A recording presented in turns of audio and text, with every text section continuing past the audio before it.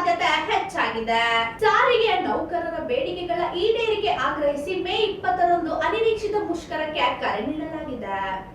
ಇದಕ್ಕೆ ಪ್ರತಿಯಾಗಿ ರಾಜ್ಯ ಸರ್ಕಾರ ಕೂಡ ಕಠಿಣ ಎಚ್ಚರ ನೀಡಿದೆ. ಮುಷ್ಕರದಲ್ಲಿ ಭಾಗಿಯಾದರೆ ನೋ ವರ್ಕ್ ನೋ ಪೇ ಹಾಗೂ ಶಿಸ್ತು ಕ್ರಮ ಕೈಗೊಳ್ಳುವುದಾಗಿ ತಿಳಿಸಿದ್ದಾರೆ.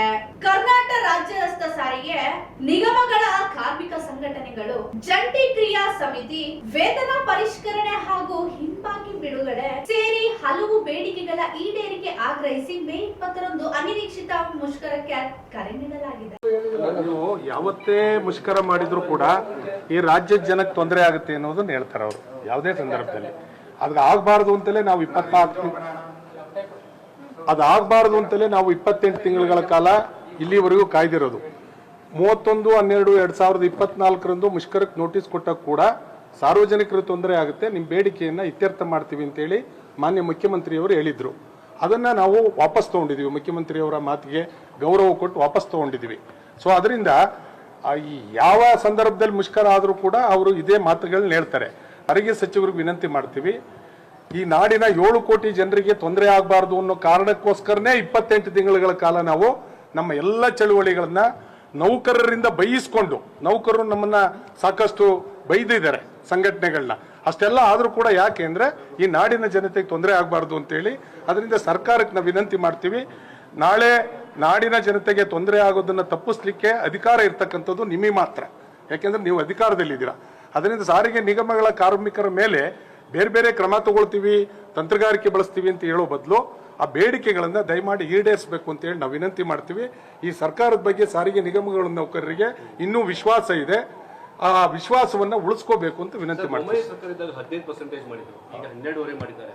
ಏನಾದ್ರು ಮತ್ತೆ 15 ಮಾಡ್ತೀವಿ ಅಂತಂದ್ರೆ ಅದಕ್ಕಿಂತ ನಿಮ್ಮ ಒಪ್ಪಿಗೆ ಇರುತ್ತಾ ಹೇಗೆ ಸರ್? ಅದು ನೆಗೋಷಿಯೇಷನ್ ಕರೀಲಿ ಸರ್, ನಾವು ಖಂಡಿತವಾಗೂ 25 ನಾವು ಅಂಟು ಬೀಳಲ್ಲ, 25 ಅಂಟು ಬೀಳಲ್ಲ. ನಾವೇನ್ ಹೇಳಿದೀವಿ, ನೆಗೋಷಿಯಬಲ್ ಅಂತ ಹೇಳಿದೀವಿ.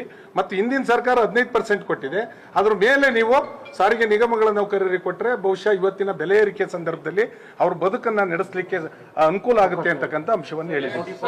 ಒಂದಷ್ಟು ಜನಕ್ಕೆ ಉದ್ದೇಶಪೂರ್ವಕವಾಗಿ ನೀವು ಬರಬೇಡಿ ಅಂತ ಹೇಳಿ ರಜೆ ಕೊಟ್ಟು ಕಳಿಸ್ತಿದ್ದಾರೆ, ಏನ್ ಹೇಳ್ತೀರಿ ಸರ್? ಅದಕ್ಕೆ no salary no work no salary ಅಂತಾರೆ, ಇನ್ನೊಂದ್ ಕಡೆ ಅವರೇನೆ ರಜೆ ಕೊಟ್ಟು ಕಳಿಸ್ತಿದ್ದಾರೆ. ಸರ್, ಅಲ್ಲಿ ಒಂದು ಫಾರಂಗೂ ಕೂಡ ಸೈನ್ ತಗೊಳ್ತಾ ಇದ್ದಾರೆ.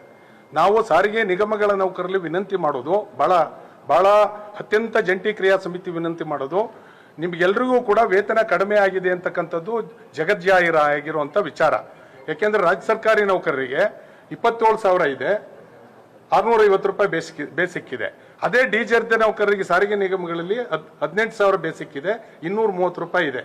ಅದರಿಂದ ಇದು ಸಾರಿಗೆ ನಿಗಮಗಳ ನೌಕರರ ಒಂದು ಬದುಕಿನ ಪ್ರಶ್ನೆ, ಅವರ ಏನು ಜೋಬಿಗೆ ಹಣ ಬರುವಂತ ಪ್ರಶ್ನೆ. ಅವರು ನಮಗೆ ಹೇಳ್ತಾ ಇರ್ತಾರೆ, ನಮ್ಮ ಮಕ್ಕಳು ವಿದ್ಯಾಭ್ಯಾಸಕ್ಕೆ ದುಡ್ಡಿಲ್ಲ, ಆಸ್ಪತ್ರೆಗೆ ದುಡ್ಡಿಲ್ಲ, ಜೀವನ ನಡೆಸೋಕೆ ದುಡ್ಡಿಲ್ಲ, ಉತ್ತಮವಾದಂತ ಒಂದು ವೆಂಟಿಲೇಷನ್ ಇರ್ತಕ್ಕಂಥ ಕಿಟಕಿಗಳು ಇರ್ತಕ್ಕಂಥ ಮನೆ ಬಾಡಿಗೆಯನ್ನ ಬೆಂಗಳೂರಲ್ಲಿ ಕೊಡ್ಲಿಕ್ಕೆ ಆಗಲಿಲ್ಲ ಅಂತ ಹೇಳ್ತಾರೆ. ಅದರಿಂದ ಅವರ ಬದುಕು, ಅವರ ಉತ್ತಮವಾದಂತ ಜೀವನ ಅವ್ರ ಕೈಲಿದೆ. ಜಂಟಿ ಕ್ರಿಯಾ ಸಮಿತಿ ನಾವು ಇದನ್ನ ಯೋಚನೆ ಮಾಡ್ತಾ ಇದ್ದೀವಿ. ನಿಮಗೆ ಉತ್ತಮವಾದಂತ ಬದುಕು ಆಗ್ಬೇಕಾದ್ರೆ, ಉತ್ತಮವಾದಂತ ವೇತನ ಬರಬೇಕಾದ್ರೆ, ಯಾವುದೇ ಆಡಳಿತ ವರ್ಗ ಏನೇ ದಬ್ಬಾಳಿಕೆ ಮಾಡಲಿ ಅಥವಾ ಯಾವುದೇ ತಂತ್ರಗಾರಿಕೆಯನ್ನು ಬಳಸ್ಲಿ, ನೀವು ಮೀನಿಗೆ ಹೆಂಗೆ ಈಜೋದನ್ನ ಯಾರೋ ಕಲ್ಸಲ್ವೋ ಹಾಗೆ ಕಾರ್ಮಿಕರಿಗೆ ಸ್ಟ್ರೈಕ್ ಮಾಡೋದು ಗೊತ್ತಿದೆ. ಹಿಂದೆ 14 ದಿವಸ ಸ್ಟ್ರೈಕ್ ಮಾಡಿದ್ದಾರೆ ಅಲ್ವಾ? ಇದೇ ಜಂಟಿ ಸಮಿತಿ ಕರೆ ಕೊಟ್ಟಾಗ 4 ದಿವಸ ಸ್ಟ್ರೈಕ್ ಮಾಡಿದ್ದಾರೆ. ಅಂದ್ರೆ ಸ್ಟ್ರೈಕ್ ಮಾಡಿ ಸಾರಿಗೆ ನಿಗಮಗಳ ನೌಕರರಿಗೆ ಅಭ್ಯಾಸ ಇದೆ. ನಾವು ಅವ್ರಿಗೆ ವಿನಂತಿ ಮಾಡ್ತೀವಿ, ನೀವು ಏನಾದ್ರೂ ಸ್ಟ್ರೈಕ್ ಮಾಡದೆ ಹೋದ್ರೆ ಸೌಲಭ್ಯ ನಿಮ್ದು ನಷ್ಟ ಆಗುತ್ತೆ. ಅದರಿಂದ 4 ನಿಗಮಗಳ ನೌಕರರು ನಿಮ್ಮ ಸೌಲಭ್ಯವನ್ನು ಪಡ್ಕೊಳ್ಳಿಕ್ಕೆ ಮತ್ತೆ 1/1/24 ಬಿಟ್ಕೊಡುವಂತ ಪ್ರಶ್ನೆ ಇದೆಯಲ್ಲ, ಅದು ಅವರಿಗೆ ತುಂಬಾ ಅನ್ಯಾಯ ಆಗುತ್ತೆ ಸಾರಿಗೆ ನೌಕರರಿಗೆ. ಅದನ್ನ ಅರ್ಥ ಮಾಡಿಕೊಂಡು 100ಕ್ಕೆ 100 ಮುಷ್ಕರ ಮಾಡಬೇಕು. ಸಹಕಾರ ಮಾಡಿ, ಯಾರು ಏನೇ ಹೇಳಿ, ನೀವು ಸ್ಟೇರಿಂಗ್ ಹಿಡಿಬೇಡಿ, ಸ್ಪಾನರ್ ಹಿಡಿಬೇಡಿ, ಟಿಕೆಟ್ ಕೀಳಬೇಡಿ, ಸೆಕ್ಯೂರಿಟಿ ಭದ್ರತೆ ಇತ್ಯಾದಿ ಏನಿದ್ದೀರಿ ನೀವು ಪೆನ್ ಹಿಡಿಬೇಡಿ, ದಯಮಾಡಿ ನಿಮ್ಮ ಬದುಕನ್ನು ನೀವು ಹಸನು ಮಾಡ್ಕೊಳ್ಳಿ ಅಂತ ಹೇಳಲಿಕ್ಕೆ ಬಯಸ್ತೀವಿ.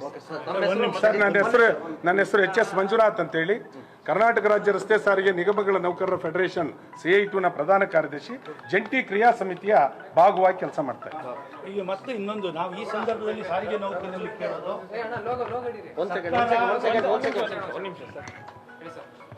ಸರ್ಕಾರ ನಾಳೆನೂ ಟೈಮ್ ಇದೆ, ಅವರು ನಮ್ಮ ಬೇಡಿಕೆಗಳನ್ನು ಸರಿಯಾದ ರೀತಿಯಲ್ಲಿ ಪರಿಶೀಲನೆ ಮಾಡಿ ನಮ್ಮ ಒಂದು ಬೇಡಿಕೆಗಳನ್ನ ಈಡೇರಿಸಿದರೆ ಮುಷ್ಕರ ಇರೋದಿಲ್ಲ. ಒಂದು ವೇಳೆ ಸರ್ಕಾರ ನಾಳೆ ನಮ್ಮ ಮೀಟಿಂಗೇ ಕೊಡೋದಿಲ್ಲ, ಅವರ ಜಗತ್ತಿನಲ್ಲೇ ಅವ್ರು ಇರ್ತಾರೆ ಅನ್ನೋದಾದರೆ 20ನೇ ತಾರೀಕು ಬೆಳಿಗ್ಗೆ 6 ಗಂಟೆಯಿಂದ ಮುಷ್ಕರ ಇರುತ್ತೆ. ಯಾವುದೇ ರೀತಿಯ ದಬ್ಬಾಳಿಕೆ ಆಗಲಿ ಕೋರ್ಟ್ಗೆ ಒಂದು ಅರ್ಜಿ ಸಲ್ಲಿಕೆ ಇರಲಿ, ಅದ್ರ ಬಗ್ಗೆ ನಾವು ರೆಸ್ಪಾಂಡ್ ಮಾಡಿ, ಕೋರ್ಟಿಂದ ಬರಲಿ, ಕೋರ್ಟ್ ಅರ್ಜಿ ಸಲ್ಲಿಸಿದೇನೆ ನೋಡೋಣ, ಲೆಟಸಿ. ಬಟ್ ಈಗ ಕೋರ್ಟೇ ಹೇಳಲಿ, ನಾಳೆ ಕೋರ್ಟ್ ಹೇಳಿದ್ರು ಸಹ ನಾವು ಅದನ್ನು ಯಾವ ರೀತಿ ಟ್ಯಾಕಲ್ ಮಾಡಬೇಕು ನಾವು ಮಾಡ್ತೀವಿ. ಪ್ರತಿ ಸಲನೂ ಕೋರ್ಟು ಇನ್ನೊಂದು ಮತ್ತೊಂದು ಅದು ಯಾವ ನಮ್ಮ ಪರವಾಗಿಲ್ಲ. ಈಗ ನಮ್ಮ ಬೇಡಿಕೆಗಳ ಬಗ್ಗೆ ಕೋರ್ಟು ಚೀಫ್ ಮಿನಿಸ್ಟ್ರಿಗೆ ಒಂದು ಆದೇಶ ಕೊಡಲಿಕ್ಕೆ ಕೋರ್ಟ್ ತಯಾರಿರಲಿಲ್ಲ. ಅವ್ರು ಕರೀತಾರೆ ಹೋಗ್ರಿ ಅಂತ ಹೇಳಿ ಕಳಿಸಿದ್ರು ಲಾಸ್ಟ್ PI ಇದ್ದಾಗ. ಅದರಿಂದ ಕೋರ್ಟು ಯಾವ ರೀತಿ ನಾವು ಹ್ಯಾಂಡಲ್ ಮಾಡಬೇಕು ನಾವು ಮಾಡ್ತೀವಿ. ಬಟ್ ಈ ಬಾರಿ ಏನೇ ಆದರೂ ಯಾವುದೇ ರೀತಿಯ ದಬ್ಬಾಳಿಕೆ ಬೆದರಿಕೆ ಹಾಕಿದ್ರು ಒಗ್ಗಟ್ಟಾಗಿ ನಾವು ಮುಷ್ಕರವನ್ನು ಮಾಡಿದ್ವಿ ಅಂತಂದರೆ ಸರ್ಕಾರ ನಮ್ಮ ಬೇಡಿಕೆಗಳನ್ನ ಉಪೇಕ್ಷೆ ಮಾಡಲಿಕ್ಕೆ ಸಾಧ್ಯನೇ ಇಲ್ಲ. ಅವರು ತಮ್ಮ ಆದೇಶನ ವಾಪಸ್ ತಗೊಂಡು ನಮ್ಮ ಬೇಡಿಕೆಗಳನ್ನ ಈಡೇರಿಸಲೇಬೇಕು. ಅದಕ್ಕೆ ಸಾರಿಗೆ ನೌಕರರೆಲ್ಲ ಗಟ್ಟಿಯಾಗಿ ನಿಂತು ಒಗ್ಗಟ್ಟಿನಿಂದ ಹಲವಾರು ಗೊಂದಲಗಳನ್ನ ಮಾಡೋರು ಇದ್ದಾರೆ. ಏನೇನೋ ಆಡಿಯೋ ಬಿಡ್ತಾರೆ, ಇನ್ನೇನೇನೋ ವಿಡಿಯೋಗಳು ಬಿಡ್ತಾರೆ, ಕನ್ಫ್ಯೂಸ್ ಮಾಡ್ತಾರೆ. ಅದರಿಂದ ಯಾವುದೇ ರೀತಿಯ ಒಂದು ವಿಚಲಿತರಾಗದೆ, ಯಾವುದೇ ರೀತಿಯ ಡೈವರ್ಷನ್ಗೆ ಆಸ್ಪದ ಕೊಡದೆ, ಒಮ್ಮನಸ್ಸಿನಿಂದ ಒಕ್ಕೊರಲಿಂದ ನಮ್ಮ ಹೋರಾಟವನ್ನು ಯಶಸ್ವಿ ಮಾಡಬೇಕು ಅಂತ ಹೇಳಿ ಸಾರಿಗೆ ನೌಕರರು ನಾನು ವಿನಂತಿ ಮಾಡ್ತೀನಿ. ಸರ್, ಈಗ ಸರ್ಕಾರಕ್ಕೆ ಎಲ್ಲಿ ತನಕ ಡೆಡ್ಲೈನ್ ಕೊಡ್ತೀರಿ ಸರ್ ಮಾತುಕತೆಗೆ? ಸರ್, ನಾವು ಡೆಡ್ಲೈನ್ ಎಲ್ಲ ಕೊಡೋದಿಲ್ಲ. ಅವ್ರು ಕರೆದ್ರೆ ಇವತ್ತು ರಾತ್ರಿ 9 ಗಂಟೆಗೆ ಕರೆದ್ರು ಮಧ್ಯರಾತ್ರಿ 4 ಗಂಟೆವರೆಗೂ ನಾವು ಅವ್ರ ಜೊತೆ ಚರ್ಚೆ ಮಾಡಿ ಸಮಸ್ಯೆ ಬಗೆಹರಿಸಲಿಕ್ಕೆ ನಾವು ತಯಾರು. ಅಥವಾ ನಾಳೆ ಕರೀತಾರ ತುಮಕೂರು ಸಮಾವೇಶ ಮುಗಿಸ್ಕೊಂಡ್ಬಂದು ನಾಳೆನೂ ಬೆಳಗಿನ ಜಾವ 5:30ವರೆಗೂ ನಾವು ಅವ್ರ ಜೊತೆ ಚರ್ಚೆ ಮಾಡೋಕ್ಕೆ ತಯಾರು. 6 ಗಂಟೆ ಇಲ್ಲ, ಅಷ್ಟು ಆಗಲ್ಲ. 6 ಗಂಟೆಗೆ ಮುಷ್ಕರ ಶುರು ಆಗಿಬಿಡುತ್ತೆ. ಮುಷ್ಕರ ಇರೋವಾಗಲೂ ಮಾತುಕತೆ ಮಾಡ್ಬೋದು, ನಮ್ಮದೇನು ತೊಂದರೆ ಇಲ್ಲ. ನಾವು ಚರ್ಚೆನ, ಮಾತುಕತೆನ, ಸಭೆನ ಯಾವತ್ತೂ ಬಹಿಷ್ಕಾರ ಹಾಕಲ್ಲ. ಈವನ್ ಇರಾನ್ ಮತ್ತು ಅಮೆರಿಕ ಯುದ್ಧ, ಇಸ್ರೇಲ್ ಯುದ್ಧ ಕೂಡ ಅಕ್ರಾಸ್ ದ ಟೇಬಲ್ಲೇ ಸಾಲ್ವ್ ಆಗಬೇಕು. ನೀಡಲಾಗಿದೆ. ಈ ಸಂಬಂಧ ಸರ್ಕಾರಕ್ಕೆ ಅಧಿಕೃತ ಮುಷ್ಕರ ನೋಟಿಸ್ ಕೂಡ ಸಲ್ಲಿಸಲಾಗಿದೆ. ಆದರೆ ಸರ್ಕಾರ ಮತ್ತು ಸಾರಿಗೆ ಸಂಸ್ಥೆಯ ಅಧಿಕಾರಿಗಳು ಪ್ರಕರಣಗಳು ಇನ್ನು ರಾಜಿ ಸಂಧಾನ ಹಂತದಲ್ಲಿರುವುದರಿಂದ ಈ ಸಮಯದಲ್ಲೇ ಮುಷ್ಕರ ನಡೆಯುವುದು ಸರಿಯಲ್ಲ ಎಂದು ಎಚ್ಚರಿಕೆ ನೀಡಿದ್ದಾರೆ. ಮುಷ್ಕರದಲ್ಲೇ ಭಾಗವಹಿಸುವ ನೌಕರರ ವಿರುದ್ಧ ನೋ ವರ್ಕ್ ನೋ ಪೇ ನಿಯಮ ಜಾರಿಯಾಗಲಿದೆ.